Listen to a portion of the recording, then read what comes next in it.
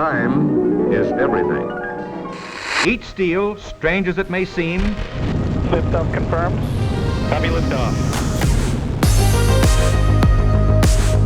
After going through the bundle installer, we now have to add in some media. And okay, so there we are. And let's add some transitions between all of these cut points now. So I will open up the effects, toolbox, video transitions, JRTV, analog noise, and I'll close this for now. Then all we have to do is hover over this and we can get an idea of what that looks like. What I think really sells this effect is that analog warping. So let's add on, let's go with this one here. So we'll just add that on.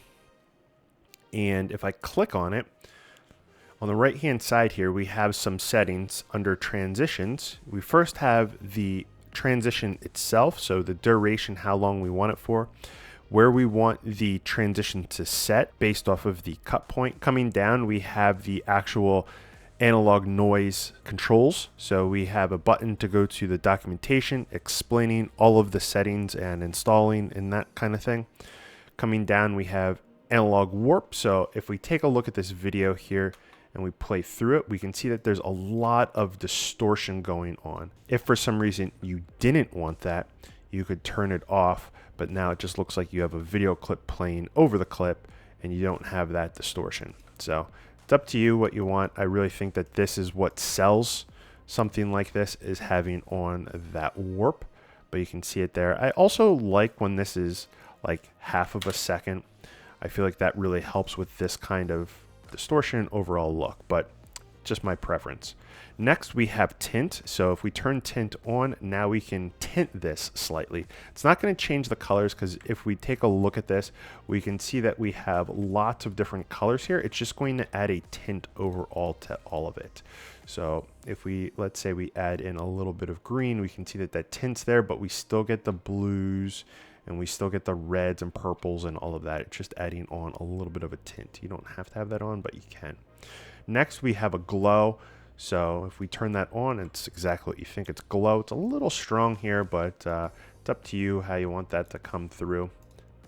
But yeah, so we also have a glow. So we could do that. And, you know, if you really wanted to, you could go like, let's have it pink.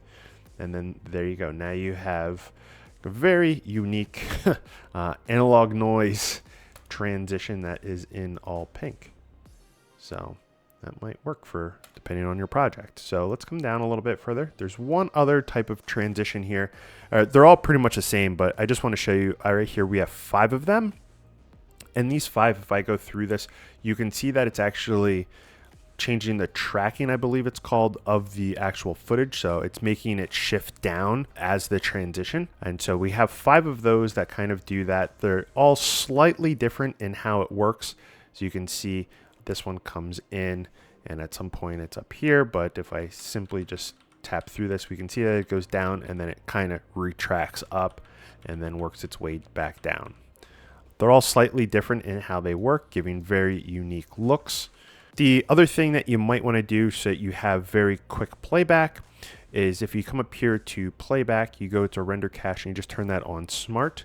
That then allows you to play through these without having it stutter or slow down in its playback. So just another little tip there. But outside of that, that is analog noise. Hopefully you guys enjoy it. If you have any questions on the website, you can go to the contact section, submit your question there, and I'd be more than happy to help you.